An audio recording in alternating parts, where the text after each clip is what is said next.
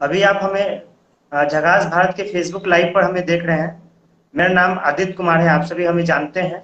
हमारे साथ कोविड वैश्विक महामारी में मरीजों की मदद करने वाली सामाजिक कार्यकर्ता हमारे साथ जुड़ चुकी है। इनका नाम शालिनी है। ये पटना विश्वविद्यालय की ही मगध महिला की छात्रा है। इनसे हम लोग कोविड वैश्विक महामारी में जो मदद करी है इस विषय पे हम लोग बात करेंगे। सबसे पहले आपका स्वागत है।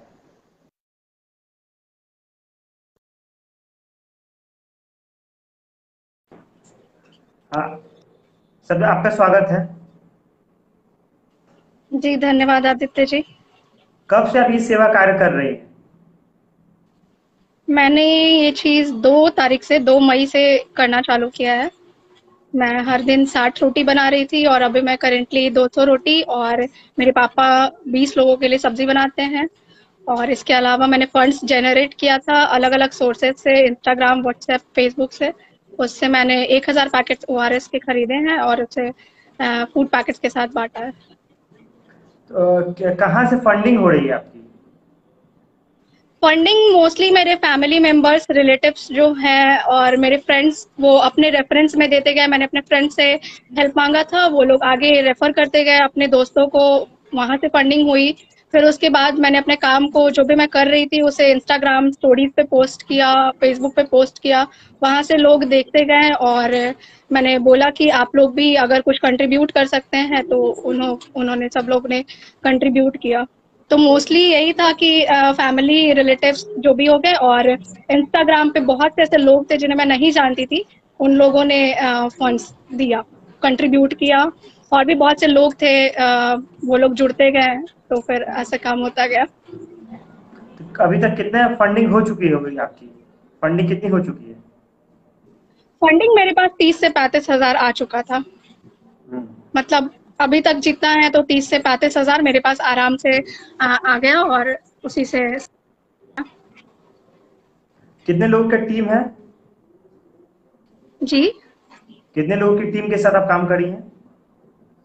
मतलब कितने मैं लोग सहयोग करेंटली कर रहे हैं? बिहार छात्र संसद के जो मेन मेंबर्स हैं, अंकित भैया और सोनू भैया, उन लोगों के साथ काम कर रही हूँ। मैं खाना बनाकर दे देती हूँ। उनके जो वॉलंटियर्स हैं या फिर सोनू भैया हैं वो खुद से आते हैं, खाना मेरे गेट से ले जाते हैं और फिर वो सारे जगह बांट दे देते हैं। तो कहाँ कहाँ डिस्ट्रीब्यूशन होता है? मेन क्या कौन कौन एरिया डिस्ट्रीब्यूशन है? मेनली हो गया, मेनली हम लोगों का फोकस हो गया कोविड पेशेंट्स और उनकी फैमिलीज जो भी हो गई। उसके अलावा लोग ऐसे हैं जिनके बच्चे यहाँ नहीं हैं, लॉकडाउन में बूढ़े कुछ लोग हैं, उन लोगों के पास खाना जाता है। उसके अलावा अभी जैसे कोविड का डिमांड घटा है, कोविड पेशेंट्स घट रहे हैं, तो हम लोगों का जो खाना है वो ठेला और रिक्शा वाले लोगों तक भी पहुंच रहा है। क्या लगता है कब तक आपका सेवा कार्य चलता रहेगा? यूं ही लोगों को मदद मिलती रहेगी कब तक? अभी तो हम लोग मेनली कोविड पेशेंट्स पे फोकस कर रहे थे, उनकी फैमिलीज पे फोकस कर रहे थे। वो चीज कम होता जा रहा है तो रिक्शा और ठेला वाले लोग जो है उन लोगों पे फोकस है हमारा। और जब तक हो जाएगा तब तक लगे रहेंगे बस। अभी तो ये सब कितने लंबा चलेगा। अभी तो आप देख ही रहे हैं कि नया नया बीमारी daily, black fungus, white fungus नया नया इन्वेंट हो ही रहा है। तो अब तो येलो जब फंगस तक भी आ चुका लोगों है। येलो फंगस भी आ गया। को फैमिली बनाते जाएंगे। हाँ, तो जब तक लोग बोलते जाएंगे, जब तक लोगों को चाहिए होगा मदद, तो हम लोग बस देते जाएंगे। क्या कोई राजनेता आपको मदद के लिए आए हैं सामने? कि कई राजनेता को हम लोग राजनेता, देखें। जी। देखिए मेनली तो हो गया मेरे कॉलेज, मैं जिस कॉलेज से हूँ, पटना कॉलेज से, वाणिज्य महाविद्यालय में अभी मैं एमकॉम कर रही हूँ। मेरा जी। ग्रेजुएशन मगध महिला से हुआ था और अभी मैं करेंटली वाणिज्य महाविद्यालय से एमकॉम कर रही हूँ। तो जैसे जैसे वो स्टेटस मैंने डाला, लोगों तक बात पहुंची, तो वहां से एक अश्विनी है, अश्विनी हम्म। एबीवीपी से जुड़े हुए हैं, उन्होंने मेरी मदद की है। वो भी आगे मुझे प्रमोट कर रहे हैं, उनके मदद से भी मुझे बहुत से फंड्स मिले हैं। क्या ये जो सेकेंड फेज हम लोग अभी झेल रहे हैं, क्या इसमें सेकेंड फेज में क्या अभी इसका स्थिति ठीक हुई है या कोविड पेशेंट अभी भी बढ़ देखिए, रहे हैं? हाँ ये हाँ हाँ, सरकार का आंकड़ा है नहीं या नहीं नहीं नहीं पेशेंट घट रहे हैं? आपको क्या लग रहा है? पेशेंट नहीं घट रहे हैं नहीं क्या? नहीं नहीं नहीं नहीं, ये सरकार का आंकड़ा जो भी है उसका तो नहीं पता, बट हम लोग जितने लोगों को सर्व कर रहे थे उनमें से बहुत से लोगों ने कहा कि मैम अब हम लोग थोड़े ठीक हो रहे हैं, अब हम लोग सक्षम है खुद से खाना बनाने में। तो अब हम लोग बना सकते हैं। तो कोविड पेशेंट्स तो मैंने बताया कि वो नंबर्स अब थोड़े घट गए हैं। तो पहले ऐसा था कि हम लोगों के पास खाना नहीं बचता था, जितना भी हम लोग देते थे वो सारा कोविड पेशेंट्स हॉस्पिटल्स या फिर उनके फैमिलीज में ही चला जाता था। अब कुछ 5 या 6 दिन से हम लोगों को लगता है कि वो नंबर्स घट गया है, खाना बच रहा है, तो हम लोग रिक्शा और ठेला वाले लोगों को भी सर्व कर रहे हैं। आपका कोई सुझाव जो सरकार को दिया जा सके कि कोविड के पेशेंट को खाना दिया जाए, या उनके उनके डेवलपमेंट के लिए कुछ आपका सुझाव जो सरकार को सरकार सुनना को चाहिए क्या ही इस बोला महामारी जाए, में? सरकार की साइड से अभी इनिशिएटिव लिया गया था, बहुत से जगहों पे ठेला और रिक्शा वाले लोगों के लिए खाना अरेंज करवाया गया था। बट वो चीज़ तो मैंने जहाँ तक सुना वो सक्सेसफुल नहीं रहा था। बहुत से लोग बोले कि वहाँ पे लिमिटेड लोगों के लिए खाना है। जो भी ठेला और रिक्शा वाले लोग थे वो लोग बोले कि हम लोग सभी लोगों को खाना नहीं मिल पाता है। तो अभी सरकार को क्या ही सजेशन देना, सरकार खुद ही समझदार है। बस एक चीज छोटा सा पूछना चाहेंगे, क्या अभी जो लॉकडाउन हुआ बिहार में और कई राज्यों में लॉकडाउन हो रही है, क्या इसका प्रभाव कोविड पेशेंट पे पड़ रहा है? क्या मरीजों की संख्या इस कारणवश भी घट रही है? आपको क्या लगता है? हाँ हाँ, ये चीज तो मैं मानूंगी कि जो लॉकडाउन लगा है और जो मेनली जो कड़ाई चल रहा है, सारी जगह पुलिस और लोग एक्टिव हैं, जो भी जहाँ भी आप देखेंगे मेन जो चौराहा है या फिर गली वगैरह में भी लोग आते रहते हैं, मतलब पुलिस की गाड़ी आती रहती है, अपना चेक करती रहती है, तो उसके कारण नंबर्स तो जरूर ही घटा है। तो हाँ, लॉकडाउन तो सक्सेसफुल रहा है, बट वही है कि जो 3 घंटे वाला स्लॉट है ना, उसमें अगर आप निकल जाएंगे तो फिर बहुत मुश्किल है, उसमें तो भाई बहुत भीड़ रहता है। क्या वैक्सीन लगाने से मतलब जो पेशेंट बढ़ रहे थे, क्या उसमें भी गति कम हुई है? आपको क्या लगता है? वैक्सीन असर कर वैक्सीनेशन, रहा है? हाँ, ये चीज तो मैं खुद अपने घर में देख चुकी हूँ। मेरे पापा ने वैक्सीन लगवाया हुआ था, फिर उसके बाद वो कोविड पॉजिटिव हुए। पर वही वैक्सीन लगवाने के कारण वो ज्यादा उनका क्रिटिकल सिचुएशन नहीं हुआ, थोड़ा माइल्ड सिम्टम्स आया। फिर उसके बाद वैक्सीनेशन ही शायद ये रीजन था कि वो उन लोगों को मेरे पापा को हॉस्पिटलाइजेशन का जरूरत नहीं पड़ा। बाकी और भी लोग मैंने आसपास में देखा है जिन्होंने वैक्सीनेशन नहीं लिया था, तो उन लोगों को बहुत ज्यादा प्रॉब्लम झेलना पड़ा। एक बगल में ही मेरे अंकल हैं, उनकी डेथ भी हो गई। और ये भी चीज था, उनके डेथ दो और रैपिड सॉरी सॉरी। टेस्टिंग में उनका निगेटिव आया, और नेगेटिव के कारण हम लोग थोड़े संतुष्ट थे कि ठीक है, कोविड नहीं है। बट सिचुएशन बिगड़ता गया। फिर उसके बाद वो आरटीपीसीआर करवाया गया, उसमें पॉजिटिव आया। तब तक बहुत लेट हो चुका था। हॉस्पिटल में रहे भी, हॉस्पिटल की स्थिति बहुत ही ज्यादा खराब थी। वहाँ पे लोग, नर्स और जो भी रहते हैं वो लोग कुछ भी ध्यान किस नहीं दिए, हॉस्पिटल की वार्ड बात बॉय करी हैं आप? कुछ भी। मैं मॉडर्न किस हॉस्पिटल हॉस्पिटल की की बात बात कर रही हूँ, कंकरबाग मॉडर्न हॉस्पिटल। करें? पहले तो उनकी सर। हालत ज्यादा खराब थी, उनको ले गए लोग पारस में, उद्यान, मतलब जितने भी पॉसिबल अच्छे हॉस्पिटल से, रेप्यूटेड हॉस्पिटल से उन लोगों ने एडमिट नहीं लिया। फिर मॉडर्न में उन्हें एडमिट करवाया गया। वहां पे वो 7 दिन रहे भी। बाईपास पे थे, उनका सिचुएशन थोड़ा कंट्रोल में आ रहा था। बट फिर वही हुआ कि अचानक से उनका तबीयत खराब हुआ, वेंटिलेटर पे शिफ्ट करवा के, और उनकी डेथ हो गई। और उन लोगों ने बहुत प्रॉब्लम फेस किया। उनका एक बेटा है और एक बेटी है, जो दोनों में से छोटे हैं। बेटी 18 साल की है और उनका जो बेटा है वो 21 साल का है। और वो लोग ही, मतलब 24 घंटा आप समझिए कि वही लोग सब कुछ किए, उनको खाना देना, पानी देना। मतलब ऐसा वो है कि कोविड पेशेंट्स के आसपास लोग नहीं रहेंगे, बट ये हॉस्पिटल का ऐसा था कि लोग थे उनके, उनका जो बेटा था, उनकी बेटी थी, वही लोग सब कुछ करवाए, खाना पीना, जो भी वॉशरूम से रिलेटेड जितने मतलब भी चीज था हॉस्पिटल वही लोग करवाए। हॉस्पिटल किसी तरह का कोई वार्ड बॉय या नर्सेस नहीं थी उनकी मदद के लिए? नहीं नहीं नहीं नहीं नहीं नहीं, उन लोगों से मेरी बात हुई थी। उन लोगों ने बताया कि दीदी वो कुछ नहीं करते थे, रात में बस हॉस्पिटल के जो मेन डॉक्टर हैं वो आते थे, एक बार देखते थे, पूछते थे कि हाँ ठीक है आप, बस इतना ही पूछकर चले जाते थे। बस यही चल रहा था। बाकी जो भी उनका था 24/7 यही लोग लगे रहे। फिर अंकल तो नहीं बचे। फिर आंटी का भी तबीयत खराब हो गया। उनका डेथ का एक ये भी रीजन था कि उनको डायबिटीज था, और वहाँ के डॉक्टर्स ने बोला कि हम लोग डायबिटीज में बाद में फोकस करेंगे, कोविड पहले। तो डायबिटीज बढ़ता गया और उसके कारण भी उनका सिचुएशन थोड़ा क्रिटिकल हो गया। फिर उसकी मम्मी को भी कोरोना था, तो वो लोग हॉस्पिटल का रिस्क नहीं लिए, वो लोग घर में करवाए, तो अभी वो 1 वीक से थोड़ी ठीक है। आपको इस कार्य करने में प्रेरणा कहाँ से मिली? आपको कैसे लगा कि हमको इस तरह का काम करना चाहिए? प्रेरणा तो देखिए बहुत जगह से, मेरे पापा हमेशा ही सोशल वर्क में जुड़े रहते हैं, तो पहला तो वहाँ हो गया। फिर उसके बाद क्या आपके पापा किसी कोविड संगठन में, से जुड़े हुए हैं या इंडिपेंडेंट काम नहीं करते नहीं हैं? संगठन से तो नहीं, संगठन से नहीं, बट कुछ कुछ ऐसा ऑर्गेनाइजेशन है, जैसे माँ वैष्णो देवी सेवा समिति है, वो हर साल 51 लोगों को शादी करवाती है, तो उससे मेरे पापा जुड़े हुए हैं कहाँ की वहाँ पे। संगठन है ये? ये कहाँ पटना की ही है? है और ऑल इंडिया भी चलता है, बट यहाँ पटना में कृष्ण मेमोरियल हॉल में हर साल वो लोग 51 लोग का शादी करवाते थे, जो भी गरीब लोग हैं, तो उन लोगों को शादी करवाते थे, तो उससे मेरे पापा जुड़े हुए थे। रामनवमी में आप अगर गए होंगे मंदिर के पास, तो वहाँ पे शरबत का काउंटर लगता है थोड़ा जीपीओ तक, तो वहाँ पे हम लोग हमेशा से सर्व पटना करते सिटी थे। तो मंदिर, पटना सिटी नहीं मंदिर नहीं, के पास है? महावीर मंदिर रामनवमी के दिन, ओ स्टेशन, पटना पटना पटना, हाँ स्टेशन। अच्छा, तो हाँ पटना मेरे सिटी। पापा इन हाँ, मेरे पापा इन सभी चीजों से जुड़े रहे हैं, तो बचपन से ही ये चीज रहा है कि भाई हम लोगों को भी हेल्प करना है, उन सब में इंडल्ज होते थे हम लोग भी। फिर उसके बाद अभी बेसिकली ये हुआ कि कोविड का ऐसा सिचुएशन था कि हम लोग खुद ही ये चीज फेस कर लिए।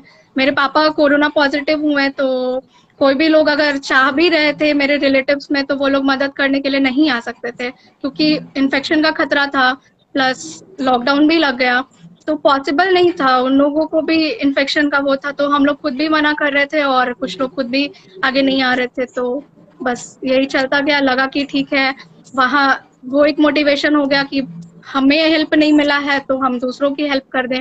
जैसा जैसा प्रॉब्लम फेस किया हम लोगों ने कि मतलब कोविड पेशेंट में बहुत ज्यादा इंडल्ज होना पड़ता है, आपको स्टीम देना है, आपको मेडिसिन देना है, आपको थोड़ी थोड़ी देर पे खाना देना है, दूध ये वो, मतलब 24 घंटा आप समझिए कि फीवर मॉनिटर करना है, उनका सिचुएशन, उनका ऑक्सीमीटर से उनका ऑक्सीजन लेवल चेक करते रहना है।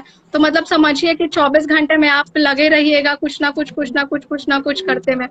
तो घर में पॉसिबल नहीं होता, बहुत मुश्किल हो जाता है कि किचन को भी संभालो, घर को भी संभालो और पेशेंट को भी संभालो। तो खाना एक मेन प्रॉब्लम था।